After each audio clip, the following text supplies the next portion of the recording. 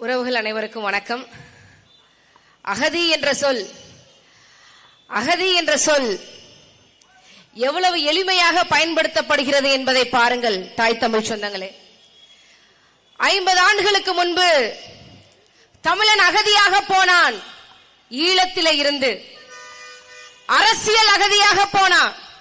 தமிழ் என்ற ஒற்றை மொழியை பேசுவதற்காகவே அடித்து துரத்தப்பட்டான். ஈழத்துல உன் நிலம் கிடையாது, உன் தாய் நிலம் கிடையாது என்று அரசியல் அகதியாக ஈழத்திலிருந்து துரத்தப்பட்டான் தமிழன். அடுத்து 1954 இருந்து 1963 வரைக்கும் 9 ஆண்டுகால காமராஜர் ஆட்சியிலே, பச்சை தமிழன் காமராஜர் ஆட்சியிலே பல லட்சக்கணக்கான மாணவ தமிழர்கள் படித்தார்கள், உயர்ந்தார்கள். படித்தவர்களுக்கு தமிழ்நாட்டிலே வேலை கிடையாது. வேலை கிடைக்காத தமிழன் உலகம் முழுக்க போனான். அமெரிக்கா போனா, ஐரோப்பா போனா, ஆஸ்திரேலியா போனா, சீனா போனா, ஜப்பான் போனா, கொரியா போனான். எல்லா நாடுகளுக்கும் தமிழன் பொருளாதார அகதியாக போனான். பொருளாதார அகதியாக போனான். அகதி கிட்ட பிச்சை எடுத்து நாடு வளர்க்கிற ஒரு கட்சி எது தெரியுமா? அகதி கிட்ட பிச்சை எடுத்து ஐயா எங்க நாட்டுக்கு வந்து இன்வெஸ்ட்மெண்ட் பண்ணியா, முதலீடு பண்ணியா அப்படிங்கிற ஒரு கேவலமான ஒரு ஆட்சி தலைவர் யாரு தெரியுமா? முத்துவேல் கருணாநிதி ஸ்டாலின் என்கின்ற இந்த ஈன பிறவி. அவன் தான் உன் நாட்டுல வாழ முடியாது, என் படிப்புக்கேத்த வேலை இல்ல, வேலைக்கேத்த சம்பளம் இல்ல, சம்பளத்துக்கேத்த வரி இல்ல, வரிக்கேத்த அரசாங்க சேவை இல்லன்னு சொல்லி உன் நாட்டை புறக்கணிச்சு ஜெர்மனியில போய் வாழ்றாளையா? அவன்கிட்ட ஏயா நீ பொருளாதார முதலீடு கேட்கிற? வெக்கமா இல்லையா அவனுக்கு? உன் நாடே வேண்டான்டா, அவன்கிட்ட ஏயா கேட்கிற முதலீடு? திராவிட மாடல், இந்த திராவிட மாடல அடுத்து வரக்கூடிய 2026 சட்டமன்ற தேர்தலை நாம தேர்ந்தெடுத்து வாக்களிச்சு, திராவிட ரெண்டையும் சேர்த்தா சொல்றேன், திமுக வேற அதிமுக வேற இல்ல, ரெட்டல உதயசூரியனை மாறி நீங்க இல்ல அப்படின்னா இந்த தமிழ்நாட்டு தமிழர்கள் அகதியாக போவாங்க. எப்படி அகதியாக போவாங்க? சுற்றுச்சூழல் அகதிகளாக போவாங்க. நம்ம தாய் நிலத்தை நாமே வெறுத்து, நீர் செத்து போச்சு, நிலம் செத்து போச்சு, காற்று நஞ்சா போச்சு என்று நாம சுற்றுச்சூழல் அகதிகளாக மாறி போவோம். பல நாடுகளுக்கு மாறி போவோம். சொல்றால இந்த சுற்றுச்சூழல் அகதிக்கான முதல் வித்து எங்க இருந்து வருது? கச்சத்தீவை தாரை வார்த்து கொடுத்ததுல இருந்து வருது. இலங்கை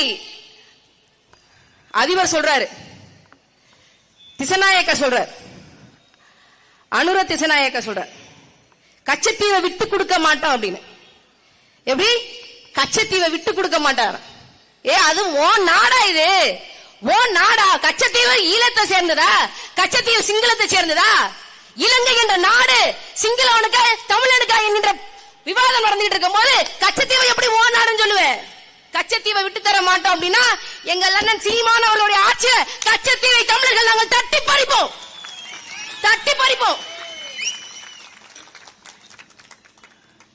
நேரு சொல்றாருங்க நாடாளுமன்றத்துல, இந்த சின்னஞ்சிறு தீவை பத்தி விவாதிப்பதற்கு நான் தயாராக இல்லை.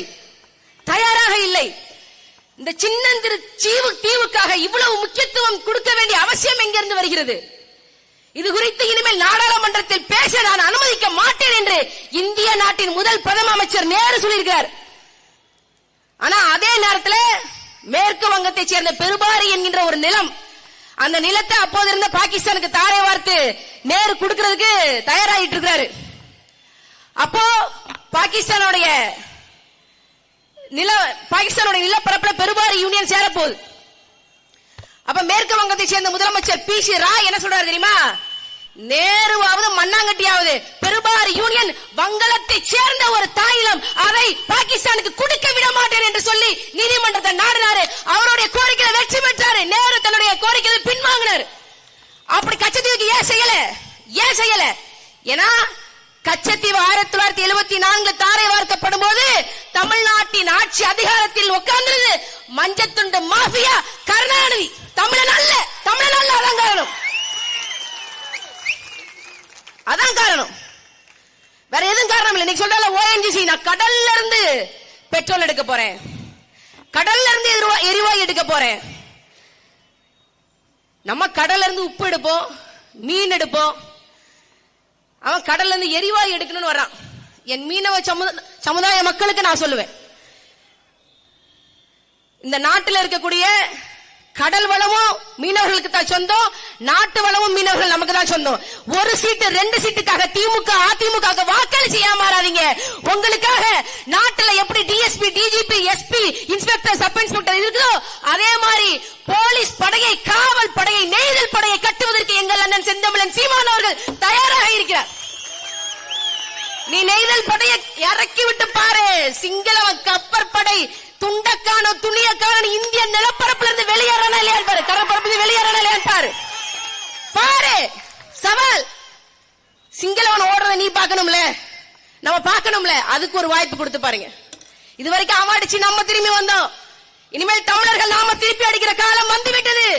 அதை உருவாக்குங்க. 2026 நான் போட்டியிடக்கூடிய நாகப்பட்டினம் மாவட்டம் கீழ்வேலூர்ல ஏற்கனவே 2004 சுனாமி வந்து குத்துயிரும் குறையுமா கிடக்குது.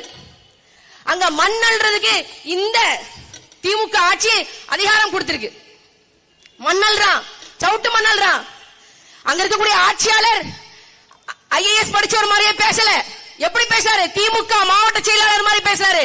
ஆயிரக்கணக்கான மக்கள், பிரதாபராமபுரத்தை சேர்ந்த ஆயிரக்கணக்கான மக்கள் போராடினார்கள், வீதிக்கு வந்தார்கள். ஆனாலும் பயன் என்ன? ஒரு பயனும் இல்ல. மண்ணலிக்கிட்டே இருக்கான். அதை தடுக்கணும் நாங்க நினைக்கிறோம். மறுபடி சுனாமி வந்துச்சுன்னா, மறுபடி பேரழிவு வந்துச்சுன்னா, ஆழி பேரழிவு வந்துச்சுன்னா அதை தடுப்பது எப்படி? எப்படி? நாகப்பட்டினத்தில் சொன்னாங்க, பேசினாங்க. சிபிசிஎல் போராட்டம் 4 ஆண்டு கால போராட்டம். 30 ஆண்டுகளுக்கு மேல நிலத்தை மக்கள் கிட்ட இருந்து, விவசாய நிலங்களை மக்கள் கிட்ட இருந்து வாங்கி பறிச்சுட்டு 600 ஏக்கர் நிலங்களை இந்த அரசாங்கம் பறித்து விட்டது. இந்த திமுக இந்த அதிமுக உரிய இழப்பீடு கொடுக்கல. 4 ஆண்டுகள் மக்கள் தெருவில் நின்று போராடுறாங்க. ஆட்சியர் கிட்ட மனு, ஏகப்பட்ட போராட்டம் ஆர்ப்பாட்டம். 2024 ஆண்டு மே 1 காலவரையற்ற உண்ணாவிரத போராட்டம் என்று பேசினாங்க. முன்னெடுத்தாங்க, மக்கள் முன்னெடுத்தாங்க. அப்பதான் நாம் தமிழர் கட்சிக்காரங்க நாங்க உள்ள போறோம். மே 9 2024 ஆண்டு நாம் தமிழர் கட்சி அண்ணன் செந்தமிழன் சீமான் அவர்களுடைய தங்கையாக நான் அந்த போராட்டத்தில் கலந்து கொள்ளும் போது நான் சொன்னேன், எனக்கு கேளுங்கள் தரப்படும், தட்டுங்கள் திறக்கப்படும் என்பதில் நம்பிக்கை இல்ல. வாங்கி சிபிசிஎல் கதவை உடைப்போம், வாங்க என் அன்பார்ந்த தாய் தமிழ் சொந்தங்களை என்று கேட்டேன். இதுவரைக்கும் அந்த போராட்டத்தை கண்டுகொள்ளாத கலெக்டர் 10ஆம் தேதி வந்தான். 10ஆம் தேதி வந்து உங்களுக்கு தேவையான இழப்பீட்டை நாங்கள் தருகிறோம், இந்த ஆகஸ்ட் 31 2024 ஆண்டுக்குள்ளே நாங்கள் இழப்பீடை தருகிறோம் என்று சொன்னான். 4 ஆண்டு கால மக்கள் போராட்டம் வென்று கொடுத்தது நாம் தமிழர் கட்சி, நாம் தமிழர் கட்சி, நாம் தமிழர் கட்சி. நாங்க சொன்னோம், செஞ்சோம். இப்ப நாகப்பட்டினத்தினுடைய பொறுப்பு அமைச்சராக இருக்கக்கூடிய பள்ளி கல்வித்துறை அமைச்சர், காசு வந்துருச்சு, மக்கள் கிட்ட கொடுக்கிறதுக்கு என்கிட்ட காசு இருக்கு, ஆனா கடைசியா ஒரு போராட்டத்தை பண்ணி விட அப்படிங்கிறான். பள்ளி கல்வித்துறையில ஏகப்பட்ட பிரச்சனை இருக்கு. 12,000 பகுதி நேர ஆசிரியர்கள் தொகுப்பூதியத்தை வாங்கி கொண்டு 13 ஆண்டுகளாக பணி நிரந்தரம் இல்லாம போராட்டம் செய்யறான். பள்ளி கல்வித்துறை அமைச்சர் அதை போய் பாருங்க. உங்க பள்ளி கல்வித்துறையில் இருக்கக்கூடிய ஆயிரக்கணக்கான பள்ளிகளுக்கு கழிவறை சரியா இல்ல, அதை போய் பாருங்க. மக்களை ஏன் போராட தூண்டுறீங்க? நாங்க எப்பதான் வாழ்றது அப்படிங்கிற ஒரு கேள்வி இருக்குல்ல, அந்த கேள்விக்கு பதில் என்ன வச்சிருக்கீங்க? இந்த பரந்தூர் விமான நிலையம் 2024 ஆண்டிலே நாங்கள் விமான நிலையத்தை கட்டிவிடுவோம் என்று இந்திய பாராளுமன்றத்தில் பேசப்பட்டதே. அன்பார்ந்த தாய் தமிழ் சொந்தங்களே, போராட்டம் தொடர்ந்து கொண்டே இருக்கலாம், ஒரு நாள் போராட்டம் முடிவுக்கு வரும். எங்கள் அண்ணன் செந்தமிழன் சீமான் அவர்கள் சார்ஜ் கோட்டையிலே செந்தமிழன் சீமான் ஆகிய நான் என்ற பதவி ஏற்கும் போது பரந்தூர்ல விமான நிலைய போராட்டத்தை ரத்து செய்யறதுக்கான சாத்தியக்கூறு இருக்கிறது. ஏன் என்று கேட்டால், பரந்தூரிலே விமான நிலையம் என்கின்ற பேச்சுக்கு இடமில்லை என்ற செய்தி உங்களுக்கு வரும், கட்டாயம் வரும். எங்கள் அண்ணன் கையெழுத்து போட்ட உடனே மக்களுக்கு எதிரான அத்தனை விஷயங்களை நாங்க ரத்து செய்வோம், தடை செய்வோம். அதுக்கு ஒரு வாய்ப்பு கொடுங்க. கடைசியாக இறுதி 2 நிமிடம். மறைதந்த வள்ளுவர் சொல்றாரு, என்ன சொல்றாரு? மணிநீரும் மண்ணும் மழையும் மணிநிலர் காடும் உடையது அரண். நாட்டுக்கு அரண் என்பது மண்வளம், மலைவளம், நீர்வளம், காட்டு வளம், இதெல்லாம் சேர்ந்துதான் ஒரு நாட்டுக்கு வல்லரண் என்று சொல்றார். அடுத்த அதிகாரத்தில் சொல்றார், இருப்புணலும் வாய்ந்த மலையும் வருமுலனும் நல்லறனும் நாட்டிற்கு இயல்பு. அப்படின்னு என்ன அர்த்தம்?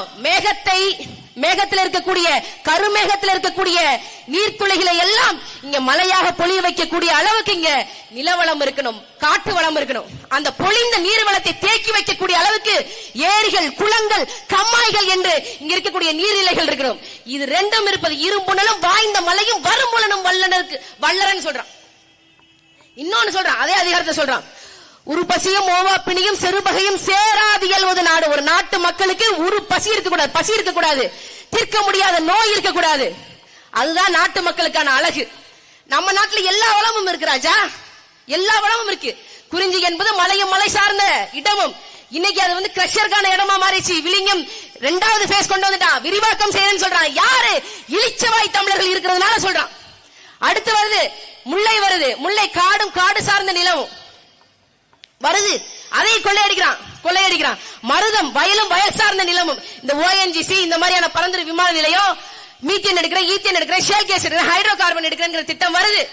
நெய்தல் நிலத்தை விட்டு வச்சிருந்தா இவ்வளவு நாள், நெய்தல் நிலத்திலே பிரச்சனை கொண்டு வரான். நாங்க ஹைட்ரோ கார்பன் எடுக்க போறோம், கடல்ல போய் ஹைட்ரோ கார்பன் எடுக்க போறோம் அப்படின்னு சொல்றான். இது எல்லாமே வந்துச்சு அப்படின்னா 5வது திணையாக இருக்கக்கூடிய பாலை திணையை பெற்றோம். இதெல்லாம் நம்ம கிட்ட ஏற்கனவே வளங்கள் இருக்கு. மலை வளம் இருக்கு, நீர் வளம் இருக்கு, நில வளம் இருக்கு, காட்டு வளம் இருக்கு, கனிம வளம் இருக்கு. நீலமலையில அத்தனை வளங்கள் இருக்குன்னு சொல்றான். மேக்னசைட் இருக்குங்க, மைக்கா இருக்குங்க, எத்தனையோ வளங்கள் இருக்குங்க. ஆனா அதையெல்லாம் தனிப்பெரும் முதலாளிகளுக்கு தாரை வார்த்து கொடுக்க இந்த நாடு தயாராகி இருக்கிறது. அதே அதிகாரத்துல கடைசியாக வள்ளுவர் சொல்றார், இத்தனை வளங்கள் உங்ககிட்ட இருக்கலாம், ஆங்கமை வெய்திய கண்ணும் பயனின்றே வேந்தமை வில்லாத நாடு. இத்தனை வளங்கள் இருந்தும் ஒரு நாடு பயனற்று போகும். எப்போ? நல்ல வேந்தன் இல்லாத போது அனைத்து வளங்களையும் கொண்ட நாடு பயனற்று போகும் சொல்லுது. தமிழ்நாட்டுல திருவள்ளூர் மாவட்டத்தில இருந்து கன்னியாகுமரி மாவட்டம் வரைக்கும் ஏகப்பட்ட வளங்கள் இயற்கை நமக்கு அள்ளி கொடுத்திருக்கு. அதை மக்களுக்காக பயன்படுத்த முடியாத, தெரியாத ஒரு ஆட்சி அதிகாரத்துக்கிட்ட இதுவரைக்கும் நீங்கள் ஆட்சி அதிகாரத்தை, முதலமைச்சர் பொறுப்பை மாற்றி கொடுத்து விட்டீர்கள். இந்த நிலை மாற வேண்டும்.